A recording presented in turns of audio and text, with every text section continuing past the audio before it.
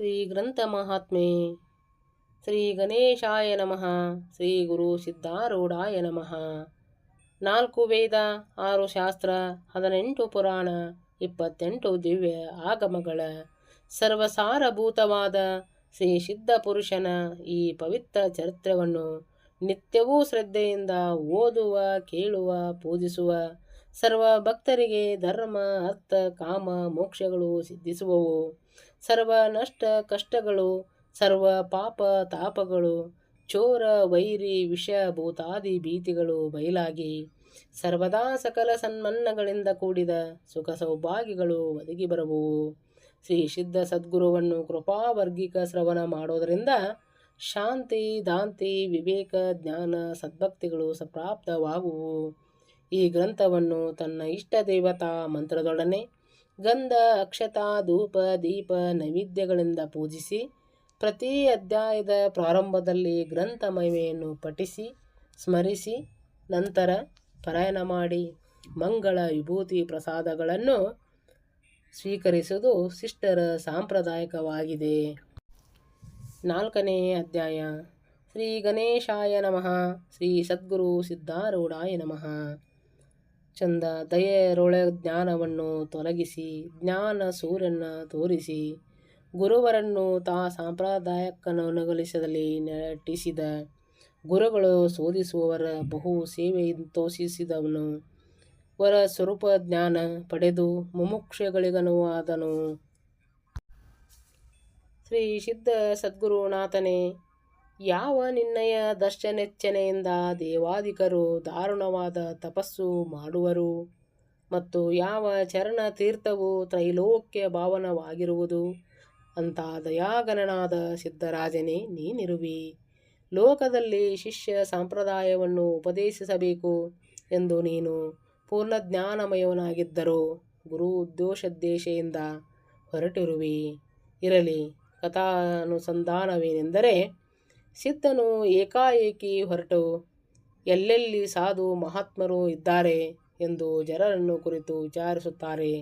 ಅಲ್ಲಲ್ಲಿ ಮಹಾಪುರುಷರ ದರ್ಶನಗೊಳ್ಳುತ್ತಾ ಯಾರಿಂದಲೂ ಮನಸ್ಸಿನ ಸಮಾಧಾನವಾಗದೆ ಸದ್ಗುರುನಾಥನನ್ನು ಹುಡುಕುತ್ತಾ ಹೈದರಾಬಾದ ಗೋವಳಕೊಂಡ ನೋಡಿ ತಿಮ್ಮಲರಕಂಕನ ಭವ್ಯ ಗುಹೆಯನ್ನು ಕಂಡು ಅದರೊಳಗೆ ಹೋಗಿ ಕುಳಿತುಕೊಂಡನು.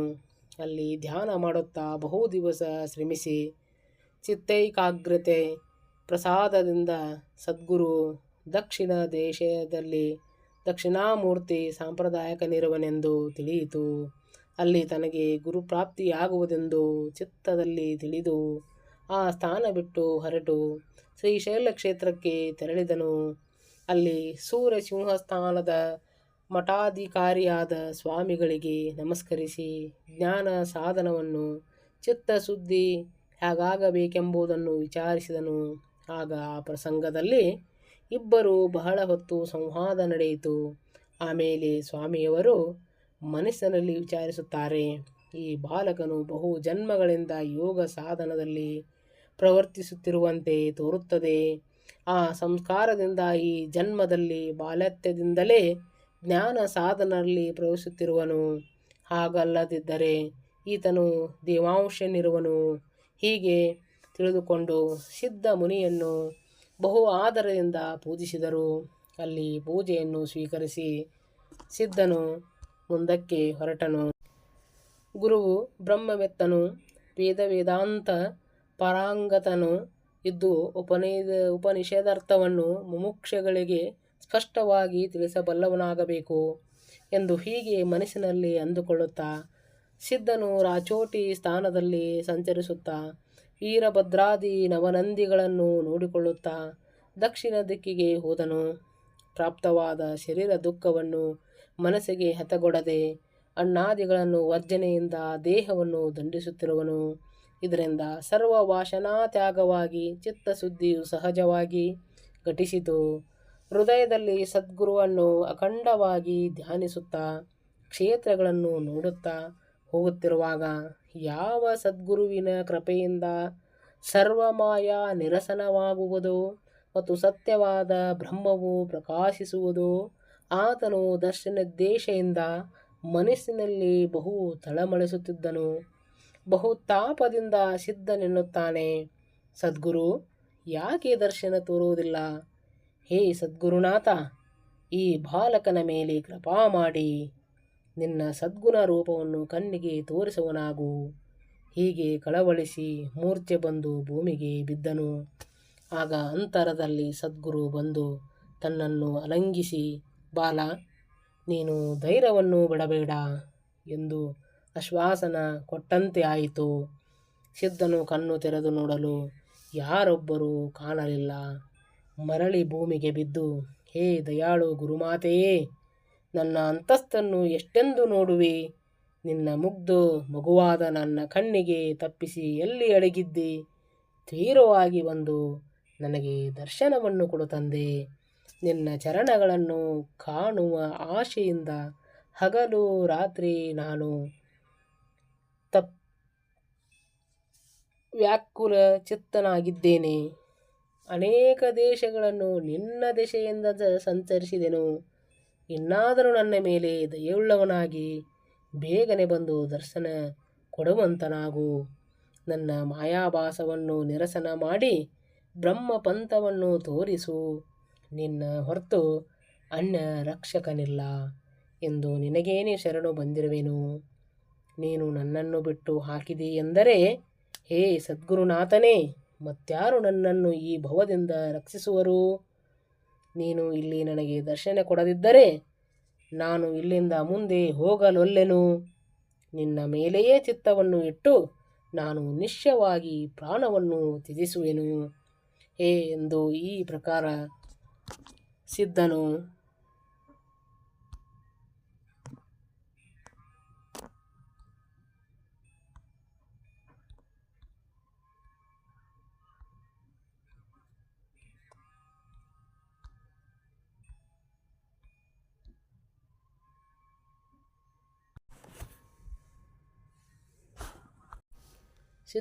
ಅನ್ನುತ್ತಿರುವಾಗ ಎರಡು ನೇತ್ರಗಳಿಂದ ದಳದಳನೆ ನೀರು ಸುರಿಯ ಹತ್ತಿದವು. ಸಿದ್ಧನು ಕಣ್ಣು ಮುಚ್ಚಿಕೊಂಡು ಸ್ವಸ್ಥ ಇರಲು ಆ ದಯಾಳನು ಅವನ ಕರುಣಾವಚನವನ್ನು ಕೇಳಿ ಭಾವಿಸಿ ಬಂದನು. ಒಬ್ಬ ವೃದ್ಧ ಸಾಧು ವೇಷವನ್ನು ತೊಟ್ಟು ಸಿದ್ಧನ ಸಮೀಪ ಬಂದು ನಿಂತು, ಆ ದೀನ ದಯಾಳುವಾದ ಸದ್ಗುರುನಾಥನು ಆತನ ಕೈ ಹಿಡಿದು ಎಬ್ಬಿಸಿ, ಹೇ ಬಾಳ, ನೀನು ಯಾವಾತನಿರುವಿ ಎಂದು ಕೇಳಿದನು. ಅದನ್ನು ಕೇಳಿ ಸಿದ್ಧನು ಕಣ್ಣು ತೆರೆದು ವೃದ್ಧನನ್ನು ಕಂಡು, ಹೇ ತಾತ, ಆ ಸದ್ಗುರುರಾಜನು ಎಷ್ಟು ಹುಡುಕಿದರೂ ನನಗೆ ಸಿಗಲಿಲ್ಲ. ಹೇ ದೀನಬಂಧುವೇ, ನಿನಗೆ ನಾನು ಶರಣು ಬಂದಿರುತ್ತೇನೆ. ಶೀಘ್ರವಾಗಿ ಆತನನ್ನು ನನಗೆ ತೋರಿಸುವನಾಗು, ಇಲ್ಲದಿದ್ದರೆ ನನ್ನ ಪ್ರಾಣ ಹೋಗುವುದು ಎಂದು ಅಂದನು. ಇದನ್ನು ಕೇಳಿದ ಸದ್ಗುರುನಾಥನು ಸದ್ಗತನಾಗಿ, ಎಲೇ ಬಾಲಕನೇ, ನೀನು ಧನ್ಯನು ಧನ್ಯನು. ನೀನೇ ಸದ್ಗುರುನಾಥನನ್ನು ವಶ ಮಾಡಿಕೊಂಡೆ. ಲೋಕದಲ್ಲಿ ಜನರು ವಿಷಯಗಳನ್ನು ಇಚ್ಛಿಸುತ್ತಿರುವಾಗ ನೀನು ಸದ್ಗುರುನಾಥನನ್ನು ಶೋಧಿಸುತ್ತಿ. ಆತನು ನಿನಗೆ ಶೀಘ್ರವಾಗಿ ಭೇಟಿಯಾಗುವನು. ಹಾಗಾದರೆ ನೀನು ಈಗಲೇ ಗುಡಗಂಟಿಯಲ್ಲಿರುವ ಅಮರಗುಂಡ ಮಲ್ಲಿಕಾರ್ಜುನ ಕ್ಷೇತ್ರಕ್ಕೆ ಕಟ್ಟಿಮಠದ ಸ್ವಾಮಿಗಳಲ್ಲಿ ಹೋಗು. ಗಜದಂಡವೆಂಬ ನಾಮಾಭಿಮಾನವುಳ್ಳ ಅವರು ವೇದಗಳ ಕರ್ಮ, ಉಪಾಸನ, ಜ್ಞಾನ ಇವೇ ಮೂರು ಕಾಂಡಗಳನ್ನು ವಿಧವತ್ ಅಧೀತರಾಗಿರುವರು. ಅವರ ವಿದ್ಯಾ ಮತ್ತು ಜ್ಞಾನವು ಸರ್ವೋತ್ಕೃಷ್ಟವಾಗಿರುವುದೆಂದು ಜನರೆನ್ನುವರು. ಅವರ ಸ್ತೋತ್ರಾರ್ಚನೆ ಮಾಡಿದ್ದಾದರೆ ನೀನು ನಿಶ್ಚಯವಾಗಿ ಆತ್ಮಜ್ಞಾನವನ್ನು ಹೊಂದುವಿ. ಆ ಸ್ಥಾನವು ಇಲ್ಲೇ ಸಮೀಪವಿದೆ, ಹೀಗೋ ಆ ಗುಡ್ಡದ ಕೆಳಗಿರುವುದು ಎಂದು ಬೆರಳು ತೋರಿಸಿ ಆ ವೃದ್ಧ ರೂಪದಿಂದ ಬಂದ ಗುರುನಾಥನು ಅದೃಶ್ಯನಾದನು. ಸಿದ್ಧನಿಗಾದರೂ ನಡೆದದ್ದೆಲ್ಲ ಸ್ವಪ್ನವತ ಭಾವಿಸಿತು. ಆತನು ಅನ್ನುತ್ತಾನೆ, ನನಗೆ ಭೇಟಿಯಾದವನು ಸದ್ಗುರುನಾಥನೇ ಇರುವನು. ಆದರೆ ಮಾಯಾಮೋಹದಿಂದ ನನಗೆ ತಿಳಿಯದೆ ಹೋಯಿತು. ನಮನ ಸಹ ಮಾಡದೆ ಹೋದೆನು. ಆದರೂ ಇದೇ ಗುರು ಆಜ್ಞೆಯನ್ನು ಮನ್ನಿಸಿ ಆ ಸ್ಥಾನಕ್ಕೆ ನಾನು ಹೋಗಿ ಗಜದಂಡ ಗುರುಗಳಿಗೆ ಭೇಟಿಯಾಗಿ ಸೇವೆ ಯಾಚನೆ ಮಾಡಬೇಕು. ಹೀಗಂದುಕೊಂಡು ಅದೇ ದಿವಸ ಗುಂಡಾಗಟ್ಟಿಗೆ ಹೋಗಿ ದೇವಾಲಯದ ದ್ವಾರದಲ್ಲಿ ಹೊರಗೆ ಸ್ವಾಮಿಗಳ ದಾರಿ ನೋಡುತ್ತಾ ನಿಂತುಕೊಂಡನು. ಲಿಂಗ ಪೂಜೆಯಾದ ತರುವಾಯ ಜಗದಂಡ ಸ್ವಾಮಿಗಳು ಹೊರಗೆ ಬಂದರು. ಕೂಡಲೇ ಸಿದ್ಧನು ನೆಲಕ್ಕೆ ಬಿದ್ದು ಸಾಷ್ಟಾಂಗ ನಮಸ್ಕಾರ ಮಾಡಿ ಎದ್ದು ನಿಂತು ಅಂಜಲಿಬದ್ಧನಾಗಿ ಅತ್ಯಂತ ದೈನ್ಯ ಭಾವದಿಂದ ಪ್ರಾರ್ಥಿಸುತ್ತಾನೆ. ಹೇ ಸದ್ಗುರುವೇ, ನೀನು ಬ್ರಹ್ಮಾನಂದ ಮೂರ್ತಿಯು, ಸರ್ವರಿಗೂ ಸುಖದಾಯಕನಾಗಿದ್ದಿ. ನೀನು ಅಖಂಡ ಜ್ಞಾನ ರೂಪನಾಗಿದ್ದು ದ್ವತ್ವಾತೀತನಿರುವಿ. ನಿನ್ನ ರೂಪವು ಆಕಾಶದಂತೆ ಪೂರ್ಣವೂ ಸರ್ವವ್ಯಾಪಿಯೂ ಆಗಿದ್ದು ನಿನ್ನಲ್ಲಿ ಪ್ರಪಂಚವು ಅತ್ಯಂತ ಲೋಪವಾಗಿರುವುದು. ನೀನು ಏಕರೂಪನಾಗಿ ಅಖಂಡ ಸಚ್ಚಿದಂದ ಸ್ವರೂಪನಾಗಿದ್ದಿ. ಅಂತಃಕರಣದಲ್ಲಿ ಸಾಕ್ಷಿಯಾಗಿದ್ದು ಸರ್ವಭೂತಗಳಲ್ಲಿ ನೀನು ಅಂತರ್ಯಾಮಿಯಾಗಿರುತ್ತಿ. ನೀನು ಮನಬುದ್ಧಿಗೆ ಅತೀತವಾಗಿದ್ದು ತ್ರಿಗುಣಗಳನ್ನು ನಿನಗೆ ಹತ್ತುವುದಿಲ್ಲ. ಈ ಪ್ರಕಾರ ಹೇ ಸದ್ಗುರುನಾಥ, ನಿನ್ನ ಸ್ವರೂಪ ಇದ್ದರೂ ನೀನು ಈ ಸಗುಣ ರೂಪವನ್ನು ತೊಟ್ಟು ಜೀವರಿಗೆ ಜ್ಞಾನವತನಾಗಿ ಅವರ ಉದ್ಧಾರವನ್ನು ಮಾಡುವಿ. ನಾನು ಮಾಯೆಯಿಂದ ಬಹಳ ಕಾಡಿಕೊಂಡು ನಿನಗೀಗ ಶರಣು ಬಂದಿರುವೆನು. ನಿನ್ನಿಂದ ಉದ್ಗೃತನಾಗಿದ್ದರೆ ನಾನು ಸಂಸಾರದಲ್ಲಿ ಬಿದ್ದು ವ್ಯರ್ಥವಾಗಿ ನಾಶವಾಗುತ್ತೇನೆ. ಆದ್ದರಿಂದ ನನಗೆ ಭ್ರಾಂತಿ ಸಮೂಲ ಹೋಗಿ ನಾನು ಉದ್ಧಾರವಾಗುವಂತೆ ಉಪಾಯವನ್ನು ಮಾಡುವನಾಗು. ಈ ಪ್ರಕಾರ ಕರುಣಾವಚನದಿಂದ ಯುಕ್ತವಾದ ಪ್ರಾರ್ಥನೆಯನ್ನು ಕೇಳಿ ಗುರುಗಳು ಕಳವಳಗೊಂಡರು. ಸಿದ್ಧನ ಶ್ರದ್ಧಾಭಕ್ತಿಗಳನ್ನು ಪರೀಕ್ಷಿಸುವ ದೆಸೆಯಿಂದ ಬಾಹ್ಯತ್ಕಾರದಿಂದ ಅವನ ಕಡೆಗೆ ನೋಡದೆ ಅತ್ತರಿಸಿ ಎದ್ದು ಉದಾಸೀನ ಮಾಡಿ ಬಿಟ್ಟು ಹೋದರು. ಇದರಿಂದ ಸಿದ್ಧನು ಖಿನ್ನ ಮನಸ್ಕನಾಗದೆ ಸದ್ಗುರುಗಳ ಮಠಕ್ಕೆ ಹೋಗಿ ಅತ್ಯಂತ ನಿರಾಭಿಮಾನದಿಂದ ಗುರು ಸೇವೆಯನ್ನು ಮಾಡತೊಡಗಿದನು. ಆತನು ನಿತ್ಯದಲ್ಲಿ ಗುರುವಿಗೆ ಕುದುರೆ ಲಾಯವನ್ನು ಸ್ವಚ್ಛ ಮಾಡುತ್ತಾ ಲದ್ದಿಯನ್ನು ತಾನೇ ಸ್ವಹಸ್ತದಿಂದ ಬಳಿಯುವನು. ಮಠದ ಅಂಗಳದಲ್ಲಿ ಸಮ್ಮಾರ್ಜನೆ ಮಾಡಿ ಕಸ ಹೊಡೆದು ಶುಚಿ ಮಾಡುವವನು. ಗುರುಗಳ ಜ್ಞಾನದೇಶೆಯಿಂದ ನೀರು ತರುವನು. ಅಡಿಗೆಗೋಸ್ಕರ ನಿತ್ಯ ಕಟ್ಟಿಗೆ ತಂದು ಹಾಕುವುದು. ಅಡಿಗೆಗೆ ಊಟದ ಮುಂತಾದ ಪಾತ್ರೆಗಳನ್ನು ತಕ್ಕೊಂಡು ಅವುಗಳನ್ನೊಳಗೆ ಸಿಕ್ಕ ಉತ್ಕೃಷ್ಟವನ್ನು ಸೇವಿಸಿ ಅವನು ಅವುಗಳನ್ನು ಬೆಳಗಿಕೊಂಡು ಬರುವುದು. ಗುರುಗೃಹದೊಳಗಿಂದ ವಸ್ತ್ರಗಳನ್ನು ಸ್ವಚ್ಛವಾಗಿ ಒಗೆಯುವುದು. ಇವೇ ಮುಂತಾದ ಸೇವೆಗಳನ್ನು ಗುರುವಿಗೆ ಕಾರಣ ಮಾಡುವುದಲ್ಲದೆ ಅವರ ಶಿಷ್ಯರ ಸೇವಾ ಕಾರ್ಯಗಳನ್ನು ಸಹ ಬಹು ಆತರದಿಂದ ಸಿದ್ಧನು ಗೈಯುತ್ತಿದ್ದನು. ಗುರುಗಳನ್ನು ಎಲ್ಲರೂ ಅಕಸ್ಮಾತ್ತಾಗಿ ಕಂಡರೆ ಎದ್ದು ಸಾಷ್ಟಾಂಗ ಮಾಡುವನು ಮತ್ತು ವಿನೀತ ಭಾವದಿಂದ ತಲೆಬಾಗಿಸಿ ಕೈಜೋಡಿಸಿ ನಿಲ್ಲುವನು. ಮಧ್ಯಾಹ್ನ ಕಾಲವಾದ ಮೇಲೆ ನಿತ್ಯ ಗ್ರಾಮದೊಳಗೆ ಹೋಗಿ ಭಿಕ್ಷೆಯಿಂದ ಸಿಕ್ಕಿದ್ದ ಅನ್ನವನ್ನು ಉಣ್ಣುತ್ತಿರಬೇಕು. ಆದರೆ ಗುರುಗೃಹದಲ್ಲಿ ಅವರನ್ನು ಯಾರಾದರೂ ಕೊಟ್ಟರೂ ಸೇವಿಸುತ್ತಿದ್ದಿಲ್ಲ. ದೇಹದ ಸುಖದ ಕಡೆ ತಿಲಮಾತ್ರ ಲಕ್ಷ್ಯವಿದ್ದಿಲ್ಲ.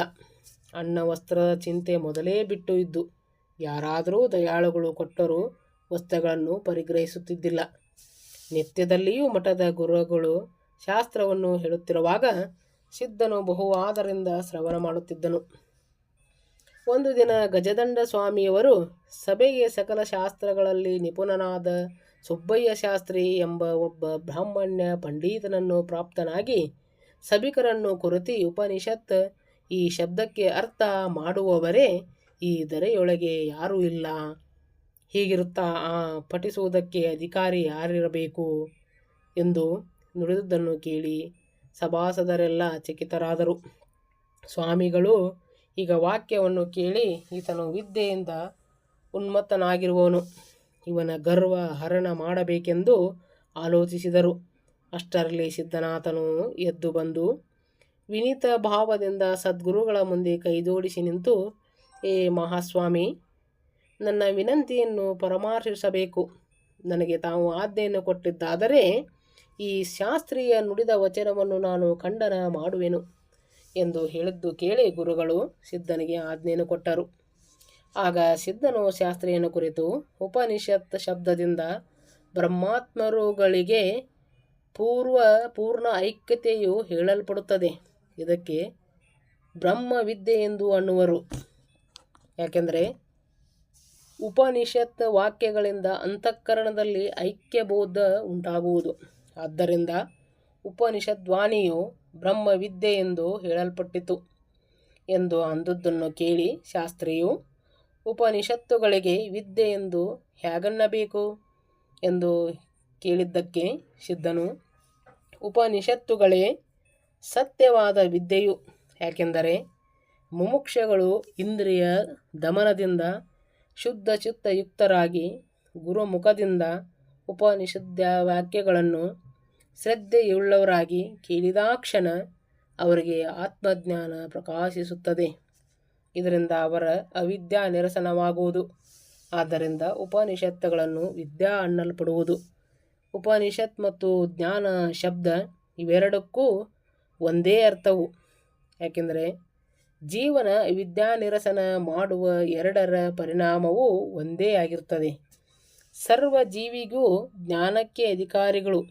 ಆದ್ದರಿಂದ ಉಪನಿಷತ್ ವಿಚಾರ ಮಾಡುವುದಕ್ಕೆ ಸರ್ವರೂ ಅಧಿಕಾರಿಗಳಾಗಿರುವರು ಎಂದು ನುಡಿಯಲು ಈ ಪ್ರೌಢತ್ವದ ಭಾಷಣವನ್ನು ಕುಮಾರನ ಮುಖದಿಂದ ಕೇಳಿ ಸುಬ್ಬಯ್ಯ ಶಾಸ್ತ್ರಿಯು ಚಕಿತನಾಗಿ ಅಂದದ್ದು, ಈ ಬಾಲಕನ ವಿದ್ಯಾಮೂರ್ತಿಯು ಧ್ಯಾನವನ್ನು ಬಹು ಜನ್ಮಗಳಿಂದ ಮಾಡಿರಬೇಕು ಮತ್ತು ಈ ಬ್ರಹ್ಮಕಲೆಯು ಪೂರ್ವ ಜನ್ಮದಿಂದ ಬಂದಿರುವುದು. ಇಲ್ಲದಿದ್ದರೆ ಈತನ ವಯಸ್ಸಿಗೆ ಇಂಥ ವಿದ್ಯಾಶಿಕ್ಷೆಯು ದುರ್ಭಯವು. ಈ ಪ್ರಕಾರ ಅಂದು ಬಹು ಆನಂದಭರಿತನಾಗಿ ಸುಬ್ಬಯ್ಯ ಶಾಸ್ತ್ರಿಯು ಹೊರಟು ಹೋಗಲು ಸಿದ್ಧನಾಥನು ನಿರಾಭಿಮಾನದಿಂದ ತನ್ನ ಪೂರ್ವಸ್ಥಳಕ್ಕೆ ಬಂದು ಒಂದು ಮೂಲೆಗೆ ಹೋಗಿ ಕೂತನು. ಸಿದ್ಧನಾಥನ ಶಾಸ್ತ್ರಯುಕ್ತವನ್ನು ಆತನ ಅತ್ಯಂತ ನಿರಾಭಿಮಾನ ಸ್ಥಿತಿ ಮತ್ತು ಅನನ್ಯ ಭಾವದಿಂದ ಮಾಡಿದ ಸೇವಾ ಭಕ್ತಿ ಎಲ್ಲ ಮನಸ್ಸಿಗೆ ತಂದು ಜಗದಂಡ ಸದ್ಗುರುನಾಥನು ಬಹಳ ಆನಂದಪಟ್ಟನು. ಅಂದಿನಿಂದ ಜಗದಂಡ ಸ್ವಾಮಿಯವರು ಶ್ರವಣ ಕಾಲದಲ್ಲಿ ಸಿದ್ಧನನ್ನು ನಿತ್ಯ ತಮ್ಮ ಸಮೀಪ ಕೂರಿಸಿಕೊಂಡು ಮಹದ್ವಿಚಾರಗಳನ್ನು ಆತನಿಗೆ ಪ್ರೇಮದಿಂದ ಹೇಳುತ್ತಿದ್ದರು. ಒಂದು ದಿನ ಸಿದ್ಧನು ಗುರುಗಳನ್ನು ಕುರಿತು, ಮಹಾರಾಜರೇ, ನನ್ನ ಮೇಲೆ ದಯವಿಟ್ಟು ಇದನ್ನು ಹೇಳಿರಿ. ಅದೇನೆಂದರೆ, ಷಟ್ ಶಾಸ್ತ್ರಗಳ ಅರ್ಥ ನಿಶ್ಚಯವಾದದ್ದರ ಚಿಹ್ನವೇನು ಎಂದು ಪ್ರಶ್ನೆ ಮಾಡಲು ಸದ್ಗುರುಗಳು, ಎಲೆ ಶಿಷ್ಯನೇ, ಕೇಳು.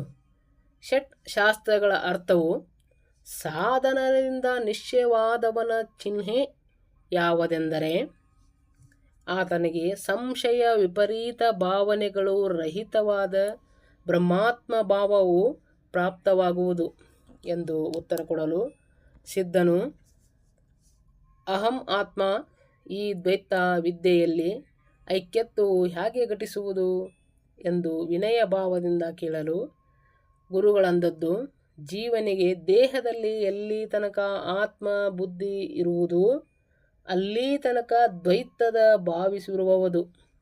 ಯಾವಾಗ ದೇಹಾಭಿಮಾನವು ನಿಶೇಷ ಹೋಗಿ ಅನ್ಯ ದೇಹದಂತೆ ಸ್ವದೇಹವನ್ನು ಜೀವನು ಮಾಡುವನು, ಆಗ ಇವೆರಡರ ಐಕ್ಯ ಜ್ಞಾನವು ಸಹಜವಾಗಿ ಆಗುವುದು.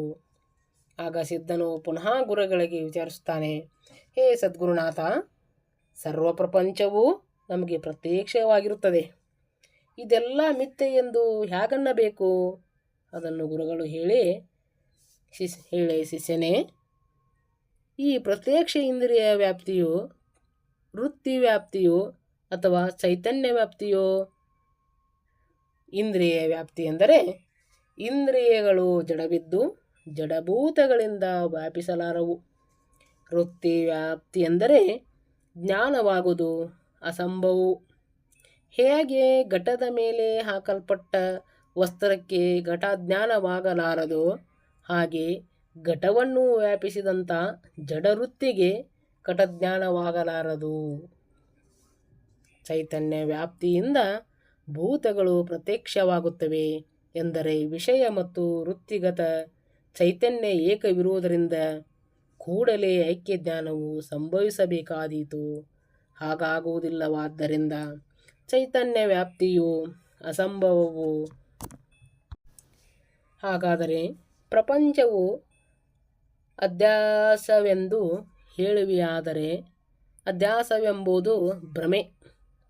ಇದು ಮಿಥ್ಯವಾದ್ದರಿಂದ ಪ್ರಪಂಚವು ಸತ್ಯ ಹೇಗಾಗುವುದು ಎಂದು ಕೇಳಿದ್ದಕ್ಕೆ ಸಿದ್ಧನು, ವ್ಯಾಪ್ತಿ ವಿನಃ ಸಾಮಾನ್ಯತ್ವದಿಂದ ಜಗತ್ತು ಪ್ರೀತಿಯಾಗುವುದು ಅಂದರೇನು ಎಂದು ಕೇಳಲು ಗುರುಗಳು, ಪ್ರತ್ಯಕ್ಷದಿಂದ ಪ್ರತ್ಯಕ್ಷ ಬಾಧಿಸಲ್ಪಡುವುದು. ಹೇಗೆ ಬಾಲ ಪ್ರತ್ಯಕ್ಷ ಬಾಧಿತವಾಗಿ ಯೌವನ ಪ್ರತ್ಯಕ್ಷ ಬರುವುದು, ಹೇಗೆ ಉತ್ತರ ಪ್ರತ್ಯಕ್ಷ ಬರುತ್ತದೆ, ಪೂರ್ವ ಪ್ರತ್ಯಕ್ಷ ಬಾಧಿಸಲ್ಪಡುವುದು ಎಂದು ಉತ್ತರ ಕೊಟ್ಟರು. ಆಗ ಸಿದ್ಧನು, ಗುರುಗಳೇ, ಕರ್ಮಕಾಂಡದಿಂದ ಲಿಂಗ ಗ್ರಹಣವಾಯಿತು. ಈಗ ಜ್ಞಾನಕಾಂಡದಿಂದ ಜ್ಞಾನವಾದ ಕೂಡಲೇ ಲಿಂಗ ಗ್ರಹಣ ವ್ಯರ್ಥವಾಯಿತು. ಹೀಗೆಂದು ಸಿದ್ಧನು ತನ್ನ ಕರುಳೊಳಗಿನ ಲಿಂಗವನ್ನು ತೆಗೆದು ಸದ್ಗುರುಗಳ ಪಾದದಲ್ಲಿಟ್ಟು, ಇದನ್ನು ನೋಡಿ ಗುರುಗಳು, ಸಿದ್ಧನೇ, ಇದು ಶಾಸ್ತ್ರ ವಿರುದ್ಧವಾಗುತ್ತದೆ ಎಂದು ನುಡಿಯುವುದನ್ನು ಕೇಳಿ ಸಿದ್ಧನು ಅಂದದ್ದನು, ಸದ್ಗುರುಗಳೇ, ಚಿನ್ಮಯ ದೀಕ್ಷೆ ಸಿಕ್ಕಿದ ಮೇಲೆ ಶರೀರವು ಚೈತನ್ಯ ರೂಪವಾಯಿತು ಎಂದು ಶಾಸ್ತ್ರದಲ್ಲಿ ಹೇಳುವುದು. ಶ್ಲೋಕ ಲಿಂಗ ಮಧ್ಯೆ ಜಗತ್ಸರ್ವ ಸರ್ವಲಿಂಗಯಂ ಜಗತ್ ಲಿಂಗ ಬಾಹ್ಯತ್ವರಂ ನಾಸಿತ್ ಲಿಂಗಾಹಂ ಸದಾ. ಲಿಂಗದೊಳಗೆ ಸರ್ವ ಜಗತ್ತಿರುವುದು, ಸರ್ವ ಜಗತ್ತೂ ಲಿಂಗಮಯವು, ಲಿಂಗದ ಹೊರಗೆ ಎರಡನೇದೇನೂ ಇಲ್ಲ. ಆದ್ದರಿಂದ ಸದಾ ನಾನು ಲಿಂಗವೇ ಇದ್ದೇನೆ ಎಂದು ಶಾಸ್ತ್ರಕ್ಕನುಸರಿಸಿ ಸದ್ಯೋನಿರ್ವಾಣ ಭಾವದಿಂದ ಯಾವಾತನು ಹೊಂದಿರುವನೋ ಆತನಿಗೆ ಜ್ಞಾನ ಕರ್ಮಗಳೆರಡೂ ಸಿದ್ಧಿಸಲಾರವು. ಇದೇ ಅರ್ಥದಿಂದ ಐತರೆಯ ಶ್ರುತಿಯ ಪ್ರಥಮ ಕಾಂಡದಲ್ಲಿ ಭಾಷಾಕಾರರು ಅನ್ನುತ್ತಾರಲ್ಲ, ಯಥಾರ್ಥ ಜ್ಞಾನವು ಯಾವಾಗ ಪ್ರಾಪ್ತಿಯಾಗುವುದೋ ಹಾಗೆ ಜ್ಞಾನಿಗೆ ಕರ್ಮದ ಸಮಾಪ್ತಿಯಾಗುವುದು. ಯಾವಾತನಿಗೆ ಆತ್ಮಜ್ಞಾನವಾಗಿದೆಯೋ ಆತನು ಅನಾಶ್ರಮಿ, ಅಗೋತ್ರ, ಅನಾವರಣ, ಅಕರ್ಮರೂಪ, ಆತ್ಮಕಾರಾಂತಕರಣ ಮತ್ತು ಅದೇಹ ಎಂದು ಕರ್ಮ ನಡೆಯದು. ಕರ್ಮಕ್ಕೆ ದೇಹಾಭಿಮಾನ ಬೇಕು. ಕರ್ಮಫಲದ ಅನುಸಂಧಾನ ಮತ್ತು ಕರ್ಮ ತ್ಯಾಗದ ಭೀತಿ ಇವಷ್ಟೂ ಬೇಕು. ಇವು ಮೂರು ಜ್ಞಾನಿಗೆ ಇಲ್ಲದವರಿಂದ ಆತನಿಗೆ ಕರ್ಮ ನಡೆಯದು. ಸಿದ್ಧಮುನಿಯು ಈ ಭಾಷಣವನ್ನು ಕೇಳಿ, ಸಿದ್ಧನು ವೃತ್ತಿ ನಿರ್ಗುಣದಲ್ಲಿ ಅನನ್ಯವಾಗಿ ಆರೂಢನಾಗಿರುವುದು, ಆದ್ದರಿಂದ ಈತನಿಗೆ ಸಿದ್ಧಾರೂಢ ಎಂಬ ನಾಮವನ್ನು ಶೋಭಿಸುವುದು ಎಂದು ತಿಳಿದು ಸಿದ್ಧನನ್ನು ಕುರಿತು ಗುರುಗಳು ಅನ್ನುತ್ತಾರೆ, ಎಲೈ ಸಿದ್ಧಾರೂಢನೇ, ನೀನು ನಿನ್ನ ಸಮಾನದಿದ್ದೆಂದು ನಾನು ತಿಳಿವೆನು. ನಿನಗೆ ಪ್ರಾಪ್ತವಾದ ಈ ಜ್ಞಾನವು ಶ್ರೀ ಮಲ್ಲಿಕಾರ್ಜುನನ ಪ್ರಸಾದದಿಂದ ನಿನ್ನ ಹೃದಯದಲ್ಲಿ ಪ್ರಕಾಶಮಾನವಾಗಲಿ ಮತ್ತು ನೀನು ಇದರಿಂದ ಮುಮುಕ್ಷ ಜನರನ್ನು ಉದ್ಧರಿಸುವಂತನಾಗು. ಗಜದಂಡ ಸದ್ಗುರುಗಳು ಹೀಗನ್ನುವಾಗ ಬಹು ಆನಂದದಿಂದ ಗದ್ಗತಿತರಾಗಿ ಪ್ರೇಮದಿಂದ ಸಿದ್ಧನನ್ನು ಅಪ್ಪಿಕೊಂಡು, ಸಿದ್ಧನ ಗದ್ಗದ ಕಂಠಯುಕ್ತನಾಗಿ, ಹೇ ಸದ್ಗುರುವೇ, ತಾತನೇ, ನನ್ನನ್ನು ಕೃತಾರ್ಥನನ್ನಾಗಿ ಮಾಡಿದಿ. ನಿನ್ನ ಕೃಪೆಯಿಂದ ನನ್ನ ಜೀವನಕ್ಕೆ ಶಾಂತಿ ಉಂಟಾಯಿತು. ನಿನ್ನ ಸಲುವಾಗಿ ಸಹಿಸಿದ ದುಃಖವೆಲ್ಲ ಇವತ್ತು ಸಾರ್ಥಕವಾಯಿತು. ನಿನ್ನ ದರ್ಶನ ಮಾತ್ರದಿಂದ ಅನೇಕ ಜನ್ಮಗಳ ಕಷ್ಟಗಳೆಲ್ಲ ಪರಿಹಾರವಾದವು ಎಂದು ಶ್ರೀ ಸಿದ್ಧನಾಥನು ಅನ್ನುತ್ತಿರುವಾಗ ನೇತ್ರದಯಗಳಿಂದ ಪ್ರೇಮಾಶ್ರುತ ಪಾತವಾಗುತ್ತಿರುತ್ತಿತ್ತು. ಪ್ರೇಮ ಬರದಿಂದ ಸದ್ಗುರುಗಳು ಆತನನ್ನು ಪುನಃ ಪುನಃ ಪುನಃ ಲಂಘಿಸಿದರು. ಈ ಅಧ್ಯಾಯದಲ್ಲಿ ಶ್ರೀ ಸಿದ್ಧನಾಥನಿಗೆ ಸದ್ಗುರು ಉಪದೇಶವಾದದ್ದು ನಿರೂಪಿಸಲ್ಪಟ್ಟಿತು. ಈ ಕಥೆಯನ್ನು ಶ್ರವಣ ಮಾಡುವುದರಿಂದ ಮುಮುಕ್ಷ ಜನರು ಸರ್ವ ಭವದ ನಾಶವಾಗಿ ಸಹಜವಾಗಿ ಜ್ಞಾನವನ್ನು ಹೊಂದುವರು ಎಂಬಲ್ಲಿಗೆ ಶ್ರೀ ಸಿದ್ಧಾರೂಢ ಕಥಾಮೃತದೊಳ ಶ್ರವಣ ಮಾತ್ರದಿಂದ ಸರ್ವ ಪಾಪಗಳು ಭಸ್ಮ ಮಾಡುವಂಥ ಈ 4ನೇ ಅಧ್ಯಾಯವನ್ನು ಶಿವದಾಸನು ಶ್ರೀ ಗುರು ಸಿದ್ಧಾರೂಢ ಚರಣಾರವಿಂದಗಳಲ್ಲಿ ಅರ್ಪಿಸಿರುವನು. ಓಂ ನಮಃ ಶಿವಾಯ. ಓಂ ನಮಃ ಶಿವಾಯ. ಓಂ ನಮಃ ಶಿವಾಯ. ಓಂ ನಮಃ ಶಿವಾಯ.